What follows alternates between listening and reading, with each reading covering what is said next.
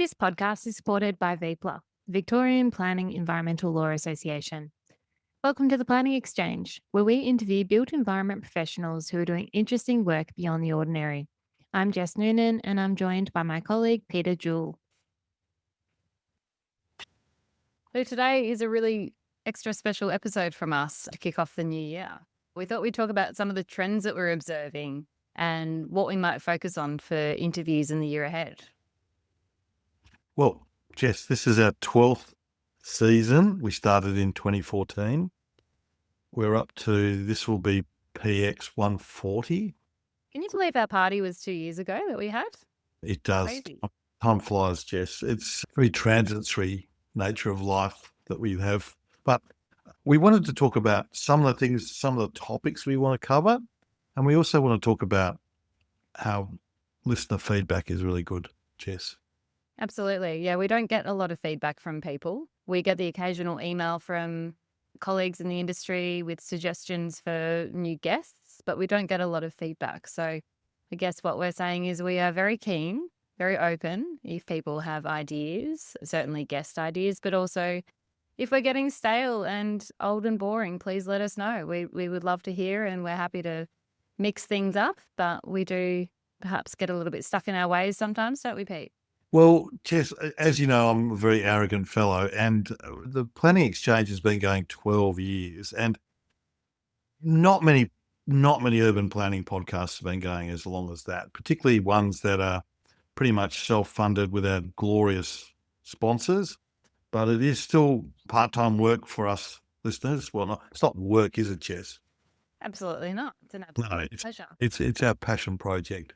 So But these things do take time. they do take time, and There's time and energy involved in finding guests, thinking about questions. We do like to provide. Jess, they come so easily to you. So I don't think it's work. It's not hard for you. So we really like what we do, listeners. So we want to make it really good for you, and because it's really good for us. So this year, looking forward, there's a few topics we want to cover, Jess. Absolutely. Yeah. Like housing's going to be, interesting. That's always a perennial. But also our neighbourhoods, our communities are strengthened by community groups, and what we can do as planners and city makers and placemakers to encourage that sort of those hidden things that make us all stronger. Absolutely. And I think probably following on from that is thinking about and discussing the elements of communities that are really important. Are our communities happy in the way in which we are undertaking planning currently? If they're not, why not? Not many people. Yes. What was that? Not many people are happy with planners, I think, Well, I mean, that's a perennial issue though, isn't it? So what's the common theme? Why is that? And I think probably following on from that is also planners happy. Are we a happy profession? That's a great question. But I think one of the reasons we're under a lot of scrutiny is it's a lived experience every day. If there's long commutes, if there's gridlock, if services don't work, if people can't afford housing, or restaurants shut too early, or there's not available produce places, that all comes back to the profession in some way. Whether that's fair or unfair, that assessment, I'm not sure, but you're right. I think planning does tend to get brought into a lot of these conversations, and we do get blamed for a lot of things, I think, maybe sometimes unfairly. But I think it also talks to, and something that I know we've had conversations about over time, Pete, is the complexity of planning now and how much bigger this subject area has become over time, and all the different parts of other professions that have been wound into planning, which do sometimes make it extremely complex. Cumbersome, yes. No, that's right. But I think city makers, placemakers, we do a lot of things right, but typically you don't get praise for things you get right. But there's lots of room for improvement, just like my old school reports used to say. Could try harder, and I think we'll try harder. So we're going to do our best, listeners, to bring you some great guests. There's so many good people out there that we can tap into to interview. Some from Australia and many from overseas, Jess. Absolutely. I think one of the other topics that, again, we have spoken about to varying degrees over the years, particularly over the last 12 years, is AI and the impact that that's going to continue to have on our industry.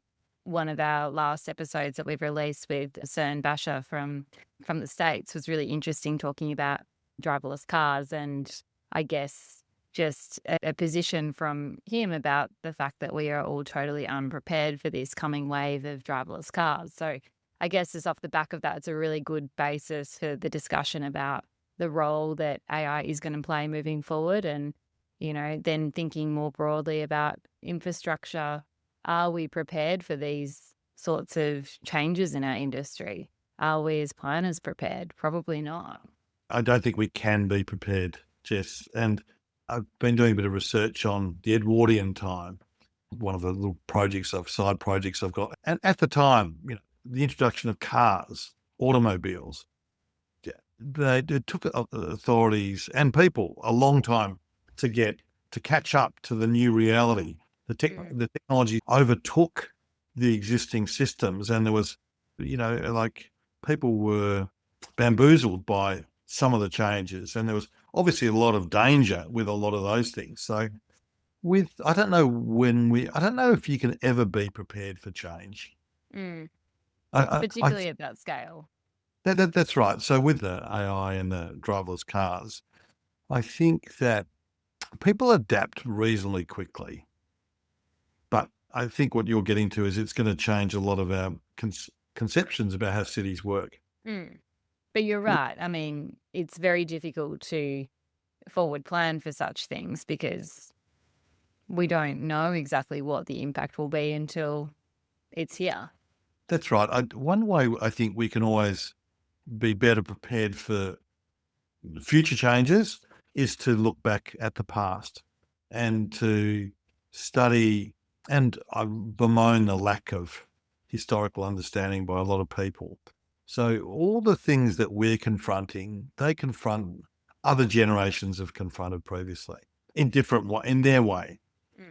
You think about the changeover from, say, 1880 to 1910, cars, telephones, mechanical transport, not so, urban ones like trams and things. So there's been enormous changes in the past. So I think we can draw strength from that. But this time it could be a bit more spooky, do you think, Jess, AI? I think so. Absolutely. Are you starting to see AI impact your work, Pete? I do. And I get emails from clients sometimes, and I know it's AI generated. It's just slightly off in the language and some submissions. And I've seen the development of AI planning firms where they are offering very cheap and not bad quality planning reports. So I suspect it's going to have a massive impact on our profession. And I think it will be interesting. We've obviously spoken to a couple of people about this in recent times. Scott Matheson was one of them last year.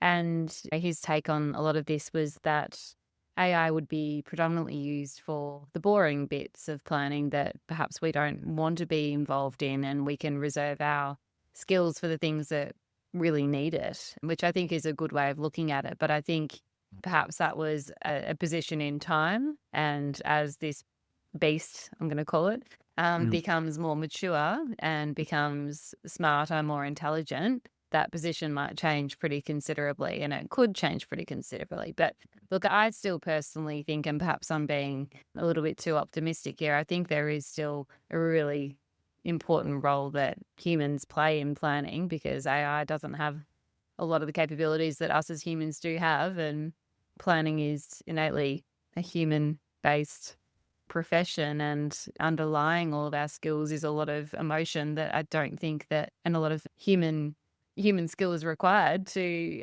come up with some of the things and some of the conclusions that we ultimately come to. So I can't see it taking over that element of it. But again, I could be very naive and not understand the full extent of AI. I don't think you're naive, but listeners, like a lot of things, Jess and I take different views on things. I think that there's lots and lots of planning that is very mechanical. Yeah, A absolutely. lot of planners, when they're assessing DAs or planning applications or development proposals, have very little autonomy in their assessment. Basically, policy says, this outcome. If it doesn't comply, it gets rejected. So I think a lot of planning is really ripe for, I'll call it mechanical Yeah, planning. I think that How the system is moving obviously more towards that, particularly here in Australia, some states more than others. But I Mm, wouldn't say our current state in Victoria is necessarily that way geared entirely yet. I think there are elements of it that are, but a lot of it is still very subjective. mm. With the Well, it's the mm, subjectiveness I think that is really hard for AI to interpret and deal with. that view presupposes that people have got autonomy as planners, Yeah, and true. I don't think a lot of planners in government levels have that much. Have a degree, but more the routine applications. Does it comply with this reg? Does it not comply with this reg? Or so, I read something the other day from someone I rate very high, and he talked about 15% unemployment rate in about 5 years because it's going to rip through the white collar sector and that and offshoring. Anyway, Jess, let's get on to a bit more positive because I'm a bit spooked by the whole process. But you're confident. That's good. That's typical. Wouldn't If at the moment, speak in 12 months, I might have a totally different. well, yeah, it's getting quicker and faster. Well, faster and more accurate all the time. And so the second topic we wanted to talk about, Jess, was infrastructure provision. Have we got it right? How can we be better prepared? I think Which we're I think talking we about. kind of touched on in the context of AI and driverless cars. Hmm. I think you were thinking more broader than that.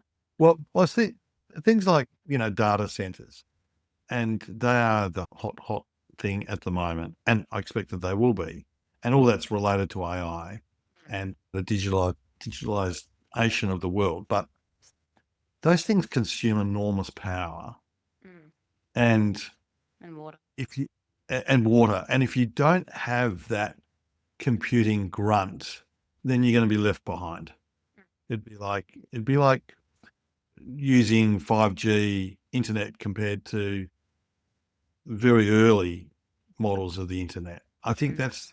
and if you've got that sort of firepower at your disposal, you're going to be so much better off than. And where is all the power going to come from, Jess? You know, Do you think we can be prepared for such things though? Or is it a bit like, what we were talking about before, that we just have to adapt as these things come to be? I think our Did regulatory. anyone ever anticipate that data centers were going to become what they are now, even 5, 10 That's years right. ago? No, that's true. That's true. But we've had them for many years, but not Mm. on the rapid scale. They are just going. I don't like the word exponential Mm. because people overuse it, but the growth is enormous. Mm. So how do you power them? And it's a question of how do you provide reliable, affordable power to these beasts, these Mm. massive consuming things. So I think we're going to have to. I think that's going to challenge some of the status quo thinking on energy supply. And likewise, water, things like that with growing populations. Where's the new water going to come from? Yeah. Constraints. So I think we can know some things. What's that saying, Jess? There are unknown knowns and known knowns and all that sort of thing. I think fair idea about that. Mm. Yeah. And The reduction in politics in planning, I think, is another topic that has sort of come up and bubbled away a little bit over the last 12 months in particular. A lot of places are centralizing, I should say, not decentralizing, centralizing power into state systems. I know Brisbane or Queensland here in Australia has a model of this, and I think other states are moving somewhat in that direction. So really keen to sort of break down, I guess, the pros and cons of those sorts of approaches. Is it good, bad, indifferent? Or, what are the alternatives to that? Is it just Yeah. to try and depoliticize planning a little bit more at a local government level so that we can actually get approvals through? Well, Lots of well, different. Jess, Big this bit is of an a can of worms, this one. no, this is an excellent topic, and I think there's always that belief that if you centralize power, you'll get better decision making. Well, it I'm not. depends on the definition of better decision making, I guess, whether it's quality, whether it's speed, efficiency, all of those Mm, things. So, I think there's. I think we were talking the other day about the difference between efficiency and effectiveness. mm, And when you can be super efficient with requiring planning permission for thousands and thousands of things, you might get a high level of efficiency, but that system might be terribly ineffective because it might be asking people to get approvals for things they shouldn't have to. But just flip that back. But I think centralization of power I think that's a great topic, Jess. mm, Uh, and there are always examples of good and bad, mm. but I think the role of politics is very important. And as I was a failed candidate for a local election, Jess, Do tell me. well, it was stolen, Jess. The election was stolen, but anyway, but I think local politics is really important. I think that goes with putting the issues out and making sure the noisy minority doesn't rule the show. But I think that gets back to it didn't always be the case, Jess. Councils and things always made a lot of them made very good decisions. So I get scared of centralized power, but that's a great topic. Maybe one or two. It might sound a bit boring for some people, Mm. but I think philosophically there's lots of depth in that. Well, I just think it's a universal issue, right? Around the world, how Mm. power is managed and the way in which we govern these really important systems that we have. I think it'll appeal to a lot of different people. So I think And I that would be a suppose good one. and that gets back to the national situation because I understand in the UK there's a high degree of centralisation of Yeah. control. In the States, it's quite the opposite. You've got the 50 states and you've got counties and you've got a dispersal of authority there. And then in Australia, you've got maybe in between. Yeah. Yeah. We'll hear from our friends in Canada at some stage as well. So Yes, absolutely. we thank Victorian Planning Reports, our very first supporter. If you want the A to Z of planning decisions in Victoria and excellent editorials, please get yourself a subscription to the VPRs. Details on our website. we would like to thank Alderson Properties, a terrific sponsor of the podcast. Great people, great properties. Details on our website. It's And going to be I think it's also important to note we are trying, or I should say, we're dipping our toe into some video podcasts. Successfully or unsuccessfully, it is yet to be determined. well, But safe to say, we will be upping our game a little bit this year and trying to do a little bit more on social media. You'll hopefully hear a little bit more from us. You'll be notified of new podcasts a little bit more regularly. But as Pete said, this is our part-time job and we just do our best. We muddle our way through and we do get there eventually. But we can do better, Jess. We can do better. We can always do better. I So can do better. commitment. I'm saying right now, I'm committing to that. Yeah, we'll be on YouTube. So the interviews may not all be, they might not all be visual, but we're going to launch onto YouTube. And we've got Cam Elderston helping us. He's a great sponsor and he appeared in the last interview with Jess. I got dropped for that. And Last year with Max Schiffman. I did actually, yeah. So you got dropped for that. when I So was at the house. that's right. So we are going to, Cam will be doing more interviews. Hopefully he'll be coming off the bench to help us in. So we've got lots of things and we wanted to, I don't know how we're going to do it, Jess, but we want to do, and you mentioned it, is planning a happy profession? And what do you think it's a, maybe you don't want to answer now, but I don't know how we'll tease this topic out, Jess. I don't think anyone's ever covered that. No. I remember we vaguely spoke about it in an interview oh gosh, it must have been 18 months, 2 years ago with Lee Cavicius. Got the pronunciation of her name right. We did start to touch a little bit on this in terms of the experience that she had in some of her coaching work about happiness. And so look, we have started to talk about it, but I think you're right. No one's probably spoken about it more broadly. And I think the environment that we're currently in is possibly might actually change that a little bit more compared to what we spoke about with Liz a couple of years ago. So I think it's a really timely reminder that we should be talking about that. I think the camaraderie in planning and It's very it's terrific. And I think there's a lot of mentoring through the professional associations, particularly one of our long-standing sponsors.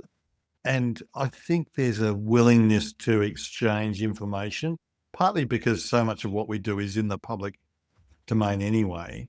But I think that I think it's a happy profession. I think sometimes people get worn down through work stress, and I can understand a lot of people working in local government in particular getting worn down by the sheer relentlessness of dealing with DAs over and over and being let down by applicants or having to be on guard all the time yeah. with members of the public trying to catch them out.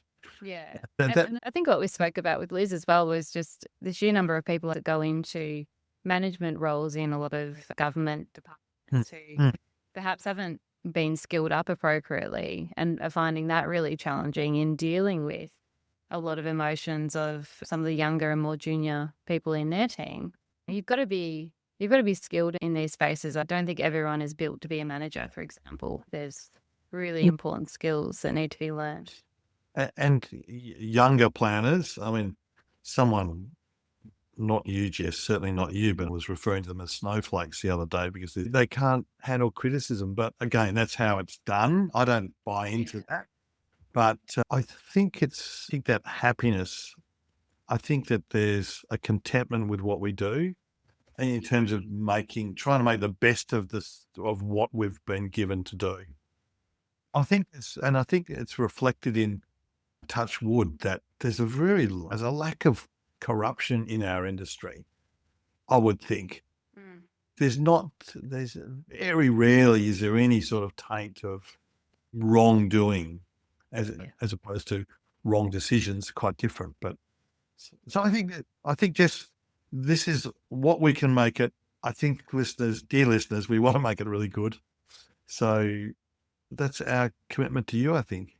Absolutely. And if anything we've spoken about today makes you think of a particular guest who will be perfect, please reach out. Our email is planningxchange@gmail.com.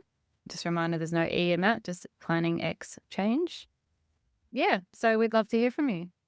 And one last shout out, Jess, and that is to Victorian Planning Reports, Mark Marston. He's our longest serving. He's been with us from the start, I think, hasn't he? From the start. He's been terrific. We have made his business through being associated. His business has been made by being associated with us, but he's now raking in so much cash by association. But we're really grateful. We're really grateful to him and our other sponsors. Jess, we haven't done have you got a very quick podcast extra? Sure. Culture Corner? You caught me off guard, but my recommendation or something I guess I've been doing recently is getting back into the gym. Well, that's great.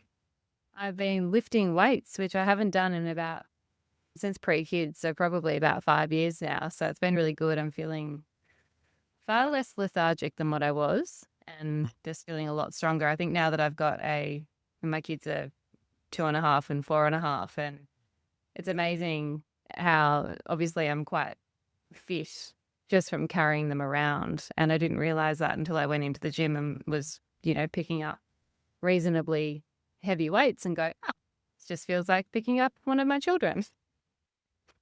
So I'm finding that's really helping my motivation a bit more at the moment. Yeah, just feeling far less tired and just generally a bit stronger. So that's been really good. Thanks for listening. If you would like to hear more of our podcast, hit the follow button on Spotify or the like button on SoundCloud or the subscribe button in Apple Podcasts. Please also visit our Instagram page, LinkedIn, or website for behind the scenes footage of our podcasts and to get the latest on upcoming or recently released episodes. If you have any suggestions or feedback, please get in touch via our social media channels or by emailing planningxchange@gmail.com.